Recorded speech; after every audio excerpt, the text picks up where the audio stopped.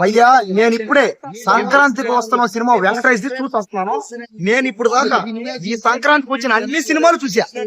Came చంద్ర చూసా, డాకు మహారాజ్ చూసా, ఈ రోజు ఇది చూసా ఇప్పుడే.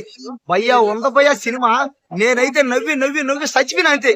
ఇంకా ఎవరైనా సరే ఈ సినిమా ఎవరెవరు చూడాలంటే పిల్లలు చూడాలి, పెద్దవాళ్ళు చూడాలి, ఎవరైనా జాబ్ చేసే వాళ్ళు చూడాలి, ఎవరైనా వర్క్ లో స్ట్రగుల్ అయితే వాళ్ళు కూడా చూడాలి. ఇది అందరూ చూడాల్సిన సినిమా కాబట్టి ఒక్కసారి థియేటర్ రండి, ఒక్కసారి ఈ సినిమా చూడండి. ఇంకా సినిమా స్టోరీ విషయానికి వస్తే ఇంక ఈ సినిమాల స్టోరీ ఏంటంటే ముఖ్యంగా ఏంటంటే ఇది ఒక ఫ్యామిలీ డ్రామా స్టోరీ అన్నమాట. అంటే ఎవరైనా సరే పెళ్లికి ముందు ఎవరైనా ప్రేమిస్తారు, పెళ్లికి ముందు చాలా మందికి లవ్ ఫెయిల్యూర్ అవుతాయి, అయినా కూడా పెళ్లిళ్ళు అవుతాయి. పెళ్లి చేసుకున్న తర్వాత కూడా పిల్లల్ని ఎలా ప్రేమించాలి, ఒకవేళ లవ్ ఫెయిల్యూర్ అయిన అమ్మాయి వస్తే ఆ అమ్మాయి కూడా మనం రెస్పెక్ట్ ఎలా ఇవ్వాలి. ఇంకా అదే విధంగా ఈ సినిమాలో ముఖ్యంగా మెసేజ్ లాస్ట్ లో, సినిమా లాస్ట్ లో మెసేజ్ సూపర్ అదిరిపోయింది. ఎందుకంటే ఒక మనిషి ఆడు ఎవడైనా కానీ, ఆడు కలెక్టర్ అయినా, డాక్టర్ అయినా, ఇంజనీర్ అయినా, ముఖ్యమంత్రి అయినా, పిఎం అయినా ఎవరైనా కానీ చదువు చెప్పిన గురువుల వల్లే వాళ్ళు పై స్థాయికి వెళతారు. వాళ్ళకి అంటే గురువులకి చదువు చెప్పిన మాస్టర్లకి ఎలా రెస్పెక్ట్ అంటే రెస్పెక్ట్ ఇచ్చేది కానీ, పైగా వాళ్ళ కోరికలు తీర్చడం కానీ మాస్టర్ ఒక్క కోరిక అడతాడు. ఆ ఒక్క కోరికను తీర్చడానికి అంటే ఆ గురువు ఆయన పడ్డ అవమానాలు పోగొట్టడానికి వెంకటేష్ హీరోగా సాధన చేస్తాడు అన్నమాట. అదే ఈ సినిమా. ఈ సినిమాలో నవ్వే కాదు, కామెడీ కాదు, డ్రామాయే కాదు, డాన్సులు, పాటలు ఇవే కాదు, మెసేజ్ కూడా ఉంది.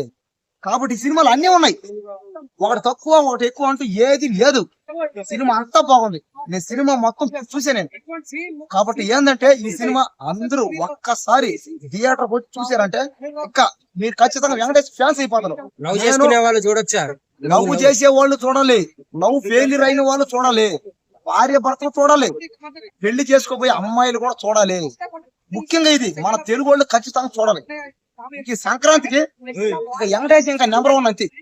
ఇంకా వెంకటేష్ తిరుగు లేదంటే ఇంకా ఈ సినిమాతో ప్రూవ్ అయిపోయింది. ఈ సంక్రాంతి కాదు, అన్ని సంక్రాంతులు కూడా ఈ సినిమా ఇంకా ఇట్లాంటి ఈ సినిమాని ఎవరు మర్చిపోలేరు అంతే. ఇంకా దయచేసి నేను ఈ సినిమాతో నేను వెంకటేష్ పెద్ద ఫ్యాన్ అయిపోయింది.